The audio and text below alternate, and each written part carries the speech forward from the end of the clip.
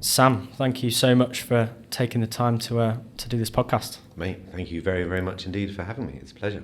So we start all of our discussions by asking our guests the same question, which is, what's the wrong you want to right? It's a really good question. What's been your favourite one so far? Ooh, that's also a really good question.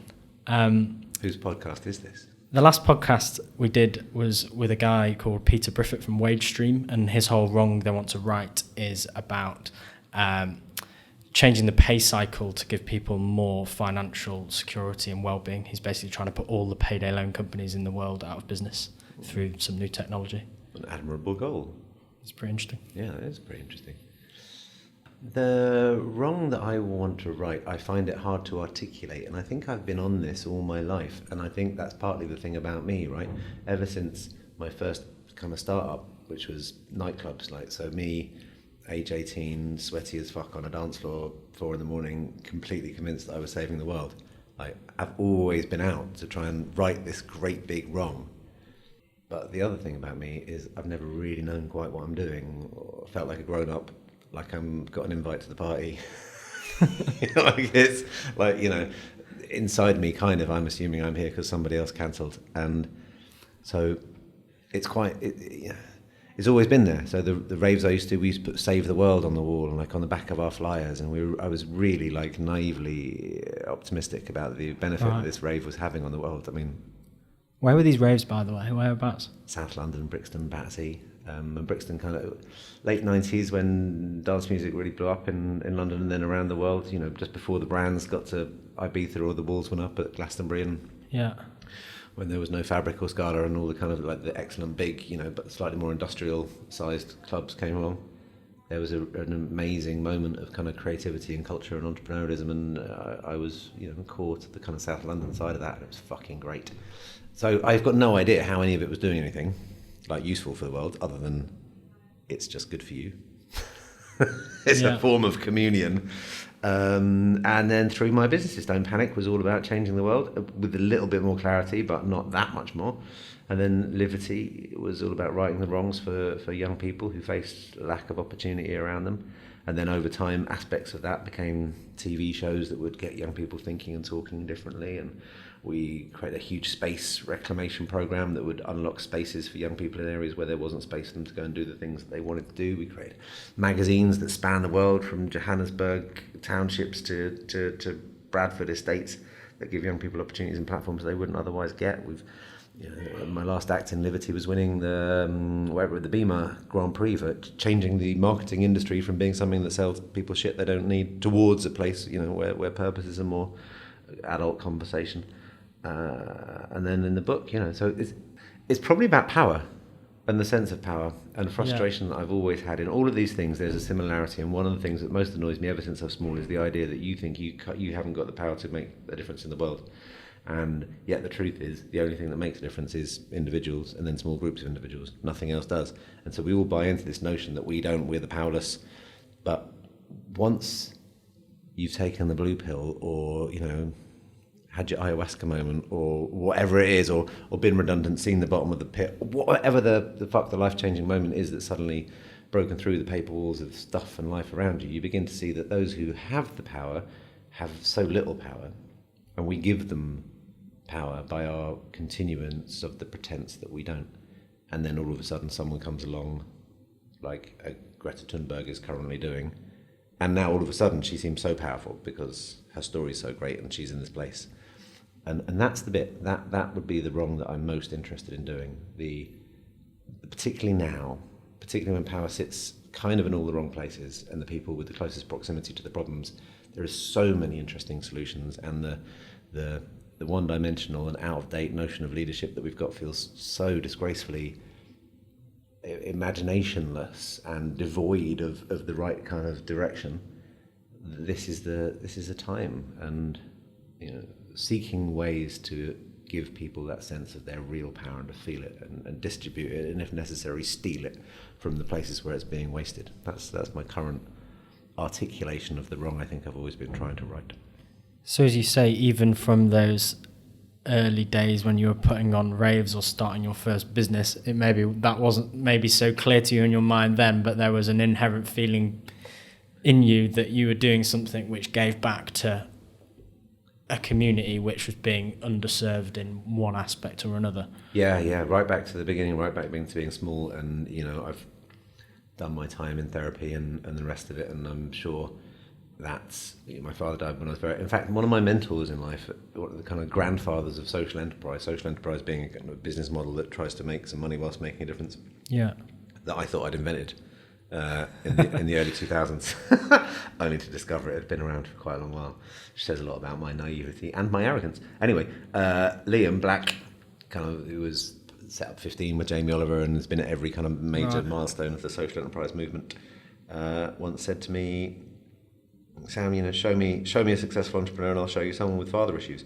And I thought it was just him being his typical kind of blunt self. Right. But actually, it's kind of classic, isn't it? You're trying to put the world right for the wrongs that you've faced, and we all do this. And I think there's a notion in most entrepreneurs' journey, particular social entrepreneurs' journey, where they go through the saviour complex, trying to inflect their view of what righting a wrong is. And then I think there's a maturity which hopefully happens to most entrepreneurs when they realise that their vision of what's right isn't necessarily right for everyone else, and then you begin to move into another space. So, going back to your early ventures, then, Don't Panic to begin with. I'm familiar with the Don't Panic brand as it is now, but that's obviously long departed from when you were involved. When you set that up, did you set that up with a real clear? Did that have that sort of social entrepreneurship behind it? Or was it more Livity? I see it still does. Their best work, the work that they won BAFTAs for, was the TV show that brought back satire, and the best moment in that was them installing a stained glass window of Tony Blair in Tony Blair's own house. At the exact moment that he was disappearing up his own arse, sadly. And the work they did ending the relationship between between Shell and Lego, and the stuff they did for Save the Children. So that campaigning activist side is there, and it was there when we set it up. It came out of the rave days and making little club packs outside raves and putting flyers in them. Yeah. And then the thing that stopped it just being a club flyer pack was that we wanted to make this publication. And the publication from its very first episode was, hey you, why don't you go and do something less boring than just getting off your face? Not every weekend. And we started putting in evening course listings. What are you thinking? A bunch of 20-somethings high as kites, at the kind of heyday of how much fun London was, suggesting evening courses. And then we did stop checks on minicabs, and it just kind of evolved into much higher, broader political. We did work with Banksy when he was really young on quite a lot of big global, pre-global warming awareness issues, and Pete Fowler and other artists, and we'd tackle all sorts of really big topics, and increasingly the kind of poster that it became, you'd be found on walls all over the country, and it had this kind of cult and cultural status. And I think the DNA of all of that is in there. Joe, who runs it now much better than I ever did, would prefer to kind of keep its kind of start-up vibe and feel, rather than admit that it's 20 years old. And I think he does that very, very well by a constant process of reinvention, which is kind of core to their success. But even he, when we were right there at the beginning, he's more than I am an antagonist for change, and with a strong anti-establishment feeling. I think I want to come back to Livity a little bit as well, but when you talk about that strong anti-establishment feeling, I guess most recently, or in the last couple of years, your book Be More Pirate has been your sort of outward expression of that sense. For people who might not have listened to you speak before or read the book, could you give a little bit of background around how Be More Pirate came about, first of all? Of course, yes, I'd be happy to. So that journey of Don't Panic leads to Livity, and a kind of frustration with the way the world works, and this dawning realization of the world of marketing, and maybe there's a kind of place of influence and opportunity. And so Livity emerged to be a marketing agency that could make a difference. And you said you want to go back to that, so we can go back to that. But at the end of my journey of it, after 15 years, feeling really critical of the bollocks that's talked about brand purpose and the lack of leadership in what used to be and should be such an influential industry, and the cowardice at the top of so many businesses upon whom leadership is falling to take us forward when politics and policy is, largely let us down, and just the frustration that can end up in a really well-meant campaign about diversity or other interesting and important topics on the outlying edges, but like this resistance to address the obvious elephant in the room that it's the fucking engine that needs changing. Like sticking a catalytic converter up the arse of capitalism doesn't, makes the exhaust smell better, but we all need to move to a hybrid model, and that's the real brief that marketing and the advertising industry, this is not the answer to your question, sorry, should be addressing. Like, what's the brief to us in a degrowth environment? Whereas at the moment we're like the bottom feeders of, the late stage capitalism, when consumerism was going to look like a fucking war crime a few years from now. So that's the interesting bit that we should be wrangling with. And as I was leaving Livity and handing it over to a much better, younger, less cynical team than me, who are doing a much better job than I ever did, I needed a vehicle of escape, and I was carrying on all my work that I do with young entrepreneurs, and in them I was finding the optimism, which I'm deeply and profoundly optimistic.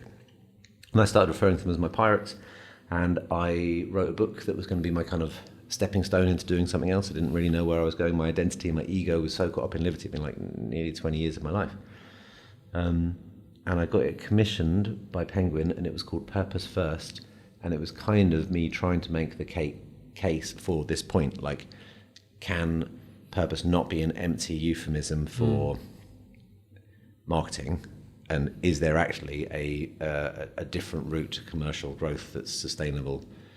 Anyway, it was fucking like boring as hell, and as boring as it sounds actually, and would have probably been bought by the 2,000 people who already believe in that argument. And I started comparing. It would be like the worst talk at TEDx Balham, if such a thing existed. Anyway, and then in a session with some of the young people that came to Livity's network, one of these lads said to me, "Where the fuck are all the pirates? Right. What's happened? Where's your usual interesting rocket ships and analogies?" And I went back to my desk and I was like, why do I use pirates? And that weekend went to the Greenwich Maritime Museum and started looking into the history of pirates, and I fell off my chair. Wow. And those are the stories that I used in the book to create a metaphorical vehicle that would cut through the bollocks of leadership now, the lack of role models that we have, and by drawing direct comparisons with rebels 300 years ago who fundamentally changed the world in a way that nobody really seems to know, could we find a set of new anti-hero heroes that demonstrate there is a different way of doing things than the current lineup we've got. So the first sort of draft, or the Purpose First, was almost like you were thinking, I need to write a business book here. Yeah, well spotted. Yeah, totally. And I was using all this kind of business, and like I said earlier on, I was trying to be a grown-up, trying to be the grown-up that I'd never really thought I was, and it was awful. I really justifying every sentence 1,000 times. Yeah, it was a necessary part of the process, and then I found my voice, and the key to Livity's success and the key to everything I've ever done and everything I know was the benefit that happened to me during the process of setting up Livity when we started opening the door to young people. We're based in Brixton, and every day really fucking smart kids who get written off by society would come in the office and share their lives with us and get involved in our projects, and we didn't realise really what we were doing. It became a very sophisticated training program that fundamentally changed kids' lives in a way that very, very few services that are supposed to do so get anywhere near. And at the same time, we became a youth agency with insight that, which, just put so much distance between anyone else trying to do it that'd make their head spin. Like we would win again and again because we had these real life kids telling us what they thought, and we'd involve them and find really meaningful ways for them to get involved. And they taught me so much. They taught me everything. And so when I've tried to find my voice in the book, I just started workshopping it religiously with really smart young people all around the world who I think are where the solutions lie. So social entrepreneurs in townships of Soweto, or really smart startups in Baltimore and Detroit, and this incredible group of young entrepreneurs in Athens, going through all the stuff they face. Like, in those spaces, you're probably going to find the answers that 10 years from now are going to look quite good because they're dealing with the shit now, more so than you are amongst the morbid, self-interested anachronism at Westminster. Yeah. And as you say, it's those young people who you eventually ended up writing the book for, and I guess with its pink cover and its Be More Pirate as the title, like a call to arms for those young people to say, look, it's over to you guys. Yeah, I hope so. Yeah, and therein kind of goes back to the wrong I'm trying to right. Don't believe what you're about to be sold. The majority of the textbooks and the tropes about how you should be running your, if we are to fuck up this moment in time of entrepreneurship and innovation, like really by calling it the side hustle generation and what, patronizing it, like we can't help ourselves do with the invention of things like side hustle and a mumpreneur and like all this, how on earth can you be so absurdly, miss the point? And as in side hustle is almost a term which is like, okay, yeah, you're all right to do a little bit in your evenings or a little bit on the side, but don't forget about your real job. In that sense. Totally. I think it's in our need to categorize the mumpreneur, for example, couldn't patronize more a moment in time when we're trying to redress a kind of broad imbalance in the economy, work and society. And actually here is entrepreneurship, let's just call it what it is, being utilized by mothers as an opportunity or alternative to returning to work, which is demonstrating all manner of innovation, new businesses. And we'll only talk about it around the kitchen table business. It's fuck off. This is really important. This addresses flexibility. This addresses social equality. This addresses loads. And the same notion for the side hustle. There we all are going, well, what about Gen Z? Needing to do different things, and is the workforce ready for them? And try really hard and find some smart 20-somethings at this firm who haven't got one or two other things going on outside of it. I was thinking about this the last couple of days, and there's loads of us. There's loads of us who do something here or there. Some related to marketing or what you're doing, others just completely different altogether. I've done this a few times. Ask the question to the room: who is broadly in their 20s and has got something going on? Depending on the kind of the vibe and culture of the place, pretty much everyone puts their hand up. The bosses are like, really? Huh? What? What do you mean? Whilst at the same time having this daft narrative of we need to be more entrepreneurial, that internal corporate lie. And, this is good. You're helping me really understand the wrongs that I want to right. It's exactly those ones. So, and here we go. So there is an example of the power being taken away from both of those demonstrations of independence, autonomy and entrepreneurship. Because your little thing is just a side hustle, mate. You're just a mumpreneur. That's just a kitchen table business. And so there is the old world of power trying to hold on to its trappings of, well, we're real businesses. What? Yeah. I mean, by what definition? Which is the better? The one that offers flexibility, collaboration, creative pursuits that discover new places where you find your fulfillment, or the old 9 to 5 and doing as you're told, and 110 years old scientific management theory. Yeah. So of course the old world is trying to belittle it. And I sound like a right conspiracy theorist now, don't I? Sorry, this is some emerging thoughts that you're helping me clarify. Where are we at on that journey of change then? Is it 10 years until the world of work is kind of unrecognisable from what it is now? Is it 50? Is that an impossible question to... Up to you, pal, not me. How long do you want to put up with the notion of having to come to work at the same time in the morning? How relevant does that seem to your life? How out of date is that? How annoying is that? At what point does flexibility is largely held up, certainly in my work, as the equal to salary as importance. So that's jumped quite a long way. Yeah. We were talking about emails and mobile phones and stuff earlier on. We know that since the advent of the mobile phone, we all work far longer every day, yet productivity stabilised. So you're less efficient per hour than I was when I was at your stage. Yeah. That's shit. So you're being stitched up by technology, stitched up by the way of working. Your bosses are probably, typically quite far away from the detail of the day-to-day because they have to be, we've moved the position of the CEO and the MD to where it is, so they skirt around the edges, which is a bit annoying for everyone. It's not great, the way we work.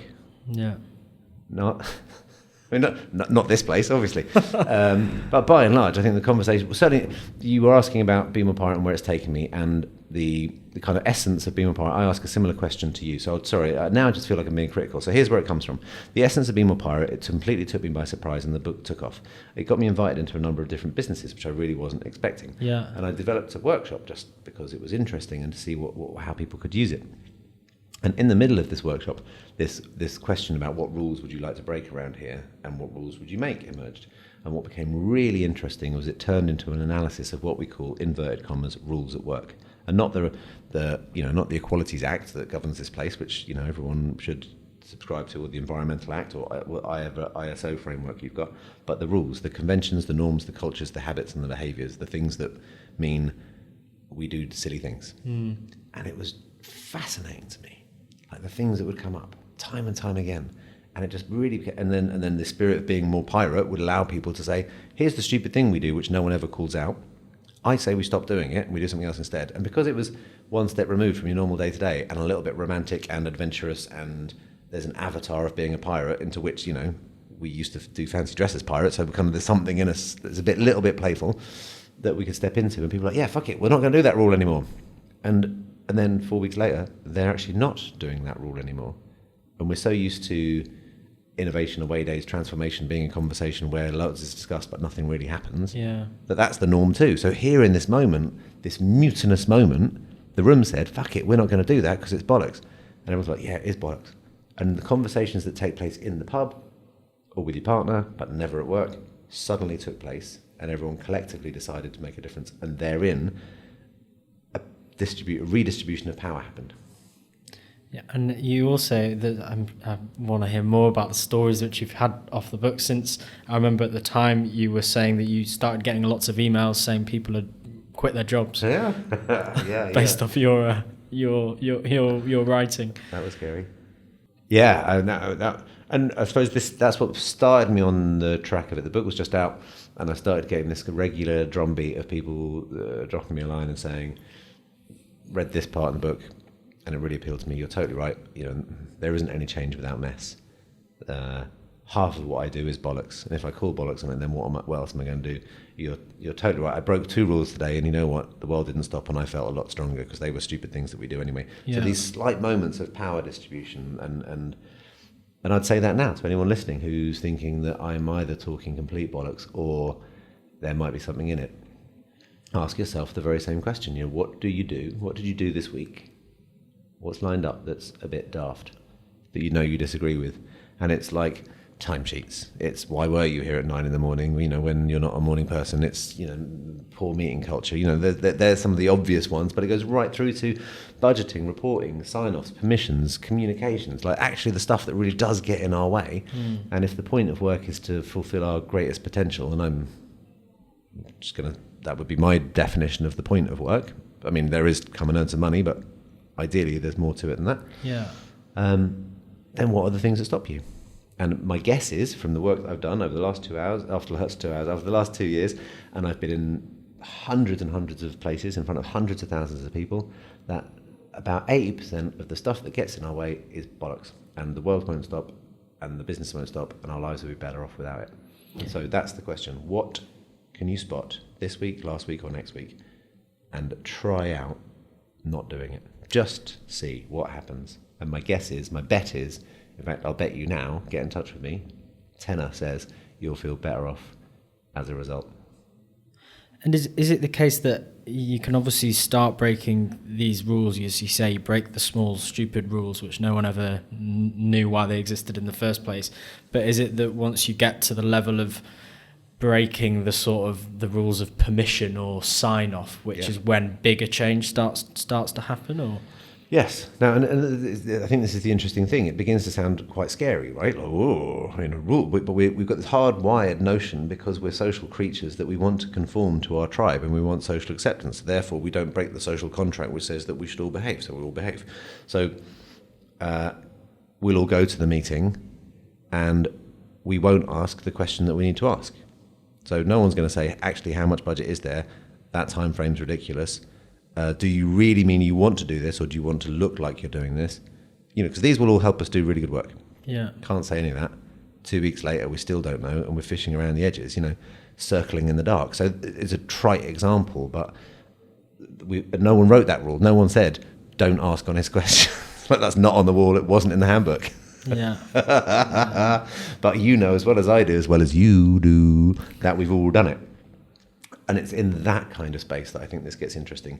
And when you break that rule twice, 3 times, it's like any other muscle. And with regular exercise, the muscle becomes strong. And at first you feel like a total weirdo for saying, I'm not coming in on time anymore because it's bollocks. And I do most of my work in the evening, and I'm going to do an 8-hour day, and I'm going to do productive hours because all the science tells me that anything more than 40 hours a week is unproductive. This place has got a total culture of presenteeism, so fuck you, right? You'd feel really weird. Yeah. But 4 weeks down the line, you won't be a weirdo, you'll be the hero, because you'll be doing better work, you'll be getting stuff done, you'll be enjoying your life, and you'll be going playing badminton or doing amateur or whatever the fuck it else is that actually makes you a happy, rounded person. Yeah. So again, no one would want to think presenteeism is what we advocate around here, but we all drag ourselves in at a time that doesn't feel. How can it possibly be the case that we all work best in the same time? It's just so these ones, and my daughter challenges me on it a lot. She's 7, right? So it's a really bad time to be talking about rule breaking, but obviously she wants to know what I do, and we discuss it. And my point to her is, you need to know the rules before you can break the rules. And then when you break the rules, break the fucking ones that deserve breaking.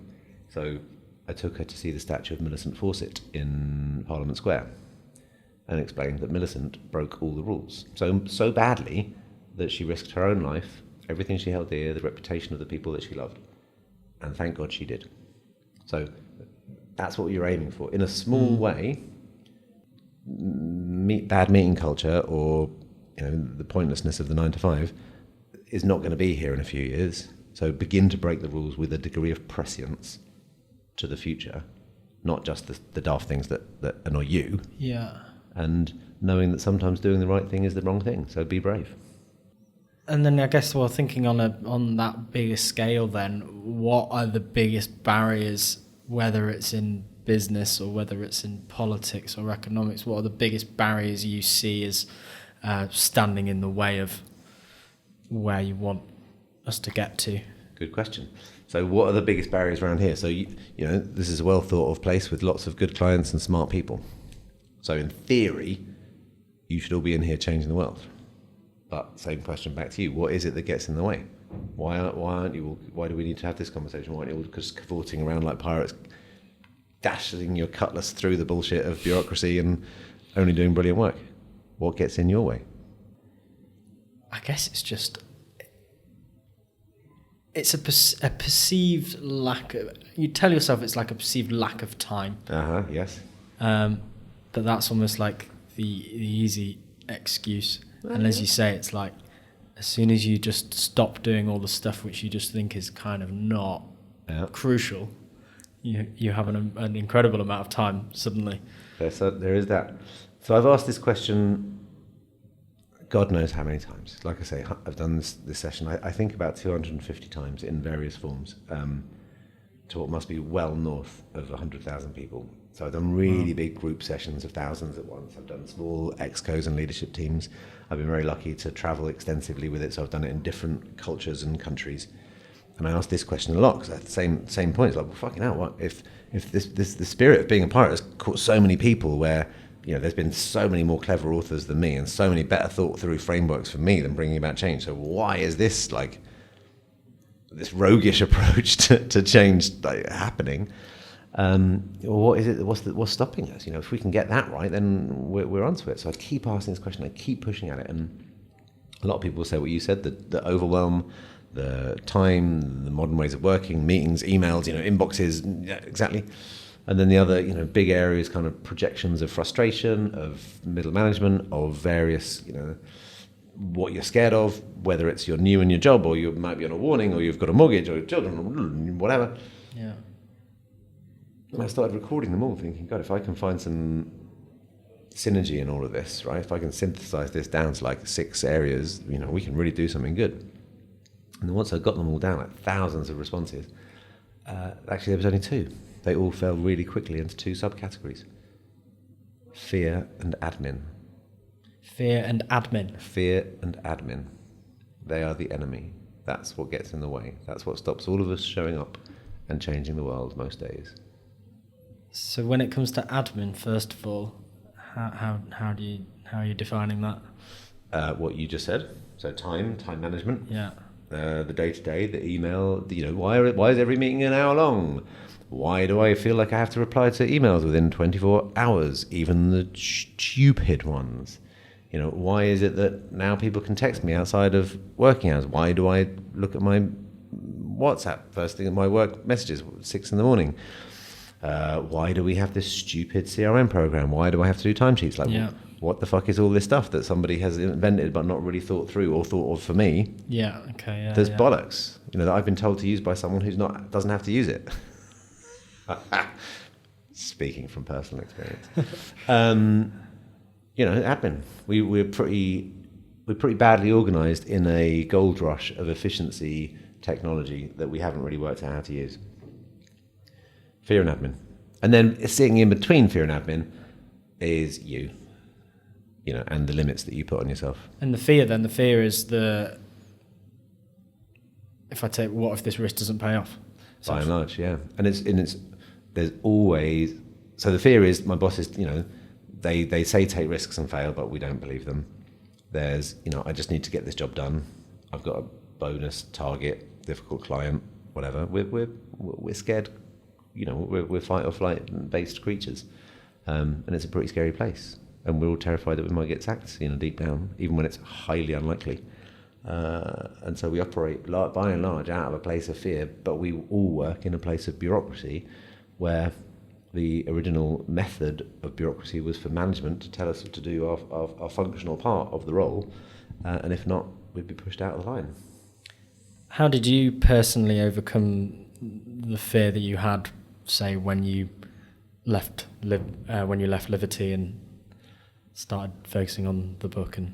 Well, I nearly had a breakdown then because I was so caught up in my ego and identity around it, and it coincided, unfortunately, tragically, with a separation personally in my life. So it was like loss upon loss, and what I personally did was I found myself getting something out of the attic, and I found that box of stuff that everyone's got.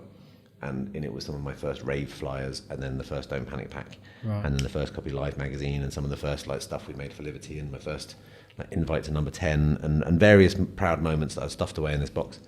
And I bought some cheap IKEA frames, and I put them across the wall of my study in a kind of linear order, and pointing out to myself that with the advent of each new adventure, I had no idea what I was doing, and yet it had been formed at least 18 months before in the actions that I was doing when I didn't know what was coming next. And so what you're going to do a year from now is based on, here you are embarking on this podcast, like you said, kind of working out as you go, probably not planning on, being a multi-podcast producing empire, whatever, but 2 years from now, that maybe will be what you are, and this is the genesis of it. Yeah. And we do that with intent, but not necessarily knowledge of where we're going. And so at the end of the room, that makes it sound like a big room, in this tiny room in the next corner, I put an empty frame to tell me that I don't know what's going next, but the actions that I've already taken are what's going to get me there. So how intentional do I want to be about this? Stop panicking. Like that frame's already written. And I found that really useful. And my translation of that is another question to you that I have learned to ask in these sessions. And again, it goes back to being pirates.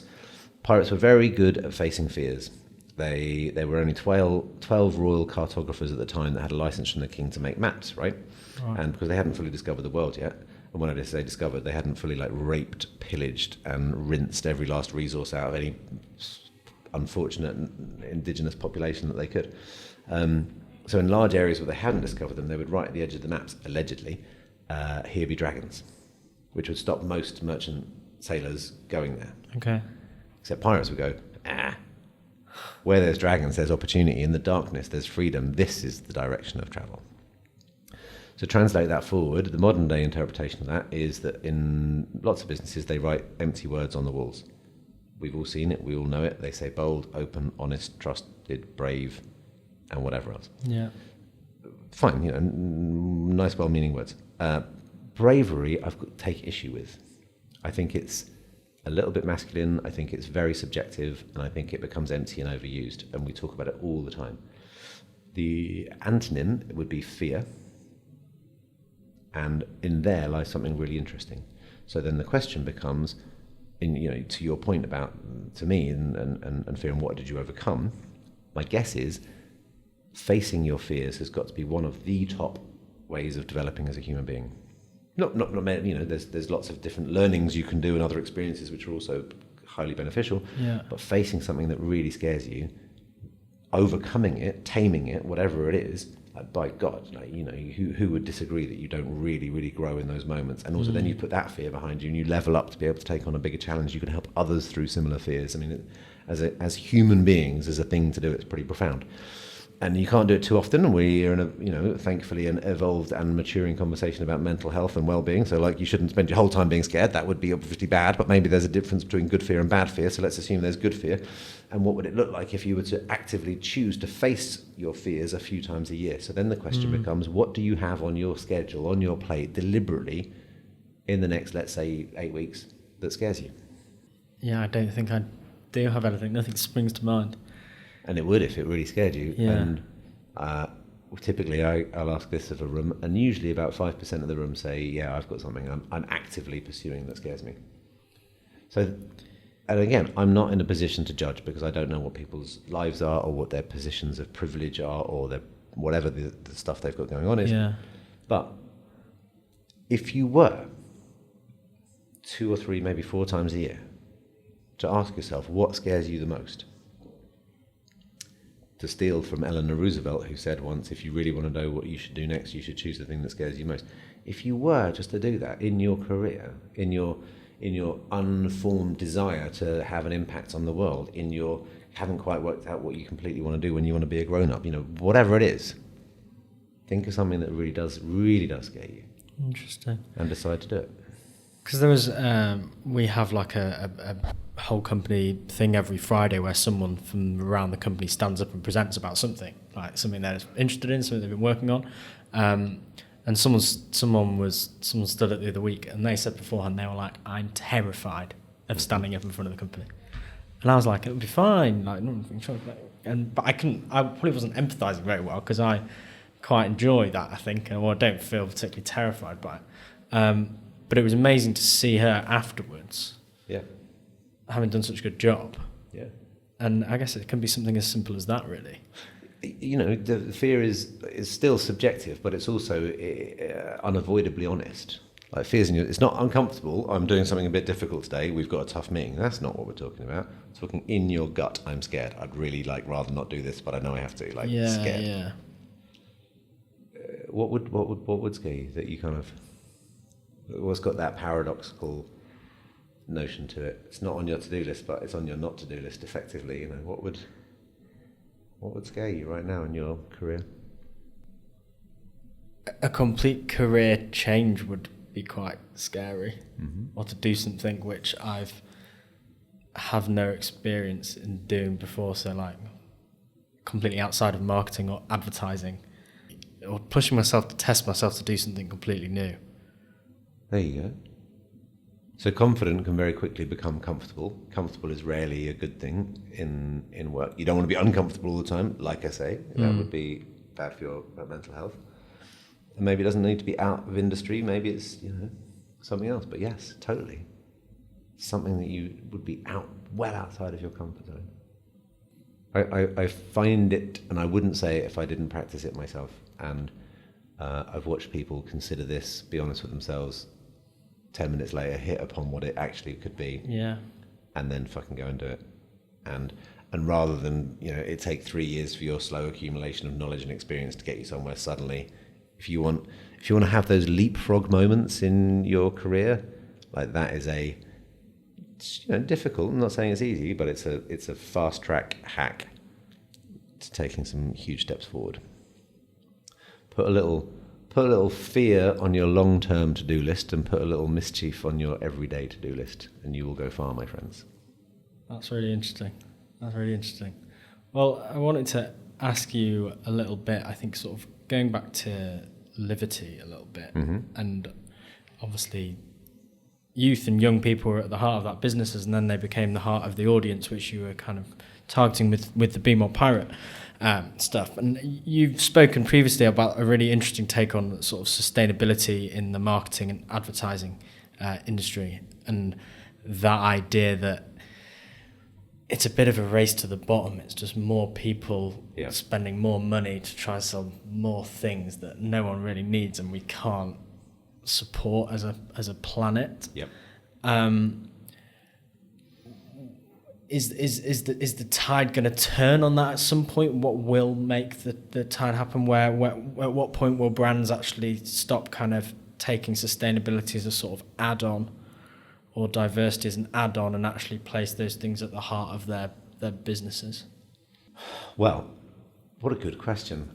I would say on the latter point, possibly controversially, that I think this diversity and sustainability I would separate out. Yeah, of course. I think diversity is an essential component of the conversation, and I'm very grateful that it's now taking place at a more serious and senior level than it ever has before. Mm-hmm. But I would also come with a watch out that it can also fall into the bracket of identity politics, which is possibly distracting from the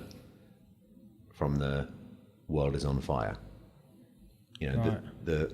The truth of diversity, I think, gets down to equality. And, you know, if the equality, a lot of these things, I think, if you weren't doing a shit job, then everything would be okay. Like the Equalities Act as a framework, you know, there is a lot of robust measures in place that we should be really, really aspiring to, and there are moments in time when policy is what you need, and the danger is we end up and why I'm harsh on this, because I obviously believe it, and you know, spent my life trying to champion diversity and equality, and so I think that we shouldn't let anybody off the hook, me included. And I say this from an absolute position of total privilege. I'm a middle-class, middle-aged white man, like from London, just as privileged as it gets. Is to really watch out that we end up applauding people achieving a baseline. So under the Equalities Act and the framework, we should be looking at a much better picture than we've got. And all of a sudden we might start clapping people who've managed to get, you know, a percentage of non-white or female places on their otherwise all white male stale pale boards. Right? Mm-hmm. That's not good enough. What we should be thinking about, what we look like way beyond the baseline. And because we've been so far beneath the baseline, we risk congratulating people achieving zero. Yeah, and we should be thinking about pluses. And that's where I think the danger of some of the conversations get us to. So then if we move to the sustainability point, I think there's something, you know, if I was to prioritize the issues of the day, which I think is necessary, that would take precedent to me. I mean, I think there's huge issues at play.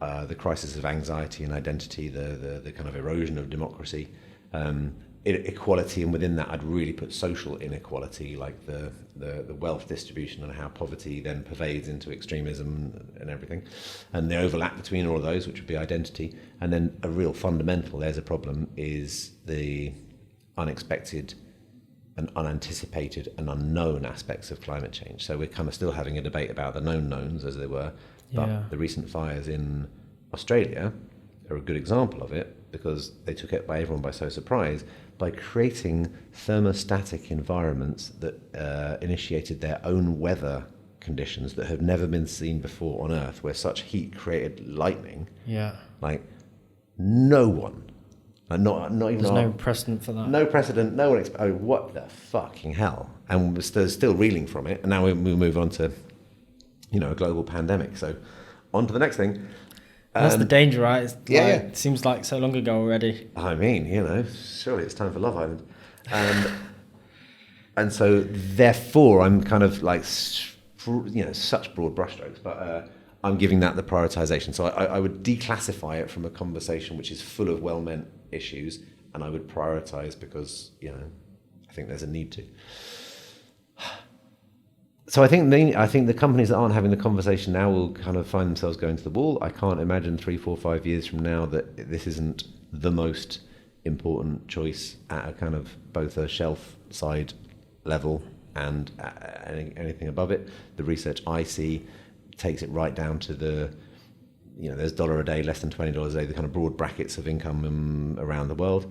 And at the lowest, above $1 a day, it's a huge consideration, particularly because there's going to be an inversion here, the bottom of the pyramid kind of economics that people think about, who kind of care the least and will just do whatever they can for their few cents per day, are actually disproportionately affected by climate crisis. So they're going to actually be way more aware of the decisions that they send. So you might see a mass politicization of consumer choices. But ultimately, it's in there. It's in that notion of consumerism. Everyone's facing their palm oil moment, right? We have been working with a business model that is fundamentally based on exploitation since the dawn of capitalism, which was built on slavery, spices. The early trade systems were built on exploitation. And our business model's DNA is still informed in some degree of exploitation, and the output of that exploitation now is the climate emergency. And both human and natural resources are under such duress. Last year in America, you were more likely to die going to work than you were going to war. 123,000 people died of work-related stress. Wow.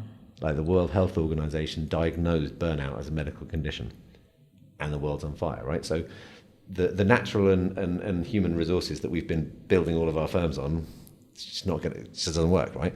So there needs to be a reevaluation of the engine of business. And if we fuck around with it being the outer lying edges, well, important and essential as they are, be it from brand purpose to diversity to all that other stuff, it's the engine. It's the engine of capitalism. And there's no doubt of the argument that people say, Hans Rosling and all the others whose name, Matt Ridley and that lot.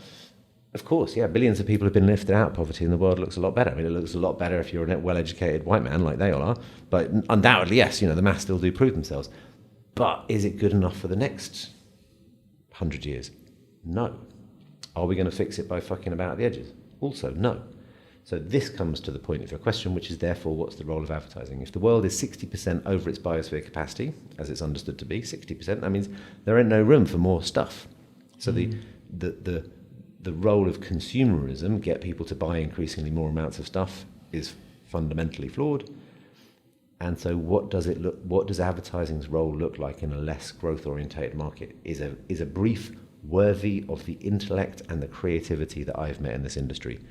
And selling some more price comparison websites, fucking chicken tonight, or chewing gum is worthy of the past, and you will find yourself on the wrong side of history unless you start rejecting those briefs, challenging your clients, and questioning and standing up collectively to do the work that matters and to not do the work that doesn't matter. And that's the epicenter of change, right? New things is easy. Let's start on the sustainability initiative. Change is really hard. Stopping things, that's what's important. It's weird because growth is seemingly become a bit of the new buzzword in marketing in the last couple of years. You've got growth managers, head of growth, chief growth officers, and that's kind of the underlying tone of that is kind of missing the point of what you're saying. That growth for growth's sake is a dangerous. Whenever I hear it, I replace growth with deck chair. You are the chief deck chair officer. It is the deck chair mindset. It's less. This is the Titanic, and your job is now putting more deck chairs out. Interesting. I mean, there is, and I think we could add it, but that's the same bullshit as the chief purpose officer once was, and I had a role in inventing that as a term. God knows. And we used to have chief technology officers before them, and 8 years ago we had chief electricity officers. We don't understand the redundancy as well we could with some of these things. And if growth was about how do we as a business grow truly sustainably, which probably means less profitably, can we deal with that? What's acceptable to us through different ways of working? Cool, because the current narrative is how do we just adjust within what we're in? But the real question is, if it's going to cost you X million, which is coming out of your profit, to turn into a carbon negative business, is your board brave enough to do that? If not, probably step the fuck aside, because the rest of the business arguably wants that to happen. For the short-term loss of the tuition fees for a few, come on.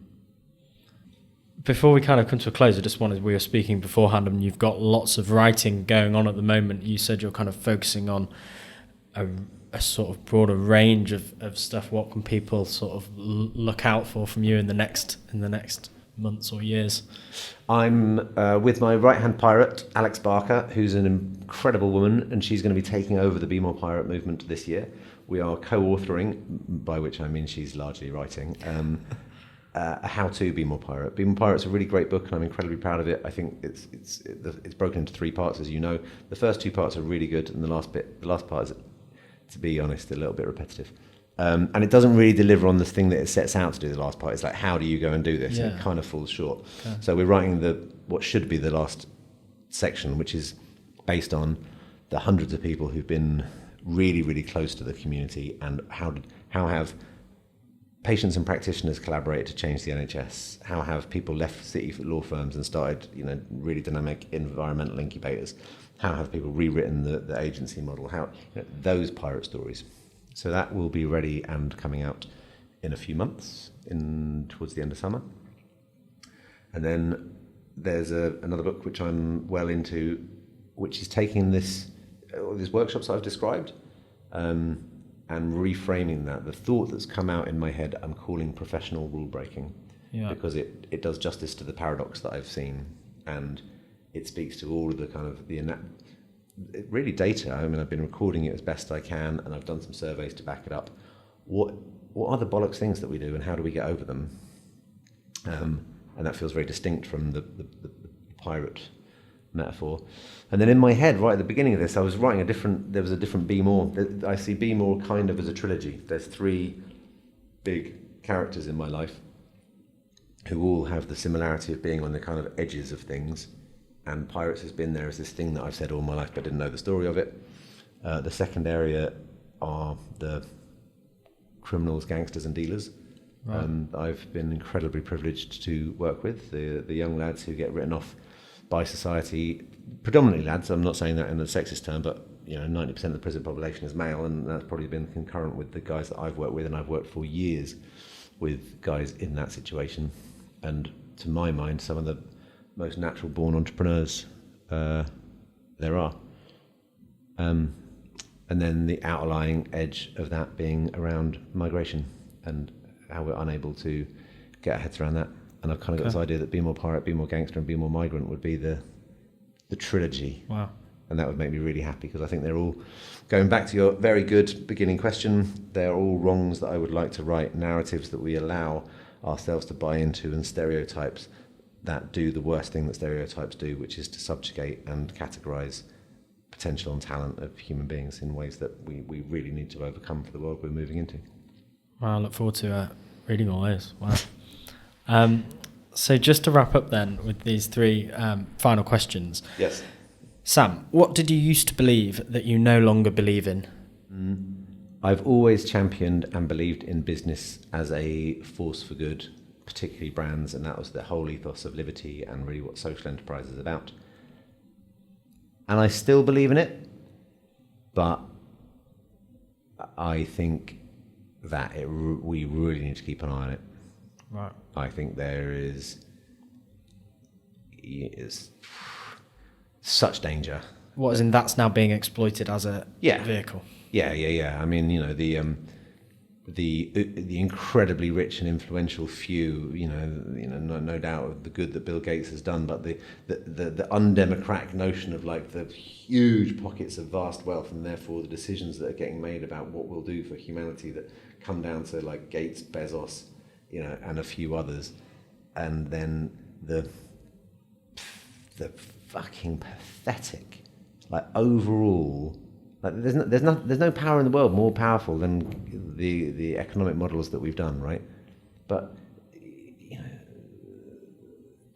really name the business leader. And our best leaders at the moment are in business, because they've largely left politics because it's become such a problematic place in which to work. Although there's excellent leaders in there, but not the caliber that we need. Name the business that's really fucking stood up and stood out, facing proper crisis. That you don't look at, and even the bolder statements that you don't look at and think are a bit PR like, where are they? Their entire fortune, so I'm a bit more, so not that I don't believe it, and I think that is the biggest opportunity we've got to right some wrongs, but The challenge is bigger than ever. Yeah, in a time that requires our very best leaders to step up and stand out, right? We've got preposterous bellends like Elon Musk. At least they've got ideas that are big enough. But by God, I love you, Elon, but I wouldn't want you in charge. So where are they? Emmanuel Faber? Paul Pullman, maybe? I mean, come on, guys. Okay. So secondly, if this wasn't your mission in an alternative universe, what would be your mission? What would be the wrong you were trying to right? I would legalise the two oldest professions in the world in drugs and prostitution.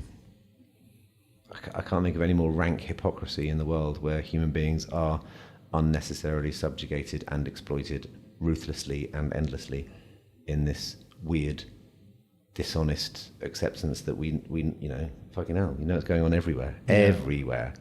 And now finally we've worked out how to make some money out of weed. Like, we might just about fucking really slowly legalise it, tax it. But nonetheless, fucking everywhere else, people are dying unnecessarily, being trafficked left, right and centre. And nutters and psychopaths are making a fortune on the back of human exploitation. Like, end it, legalise it, let's get real about it. And then finally, if you could recommend one book for members of the Journey Further book club to read, what would it be? There is an absolute banger that I'm reading at the moment called The End of Average. And it's a really tidy little short book for those of you who, sometimes embarking on a book is a bit of a big deal. If you had, you'd read it in a week on your commute, no problem. It's fucking genius. And it's broadly about the guy who invented the science of averages and two other key figures in history, and how between the three of them, they're like the dark horsemen of the end of all of us, invented categorization, mediocrity, and averages. And it changes your outlook on the world forever. And it's really recent, and I can't believe it's had so little attention, but I really, really, really can't recommend it enough. Okay, nice. I'll make sure we share that. Sam, it's been a pleasure speaking to you. It's been Thanks, so man. interesting. Yeah, I've really, really enjoyed it. Sorry if we went a bit deep, went a bit far, but it's been a good conversation, good questions. That was amazing. No, thank you.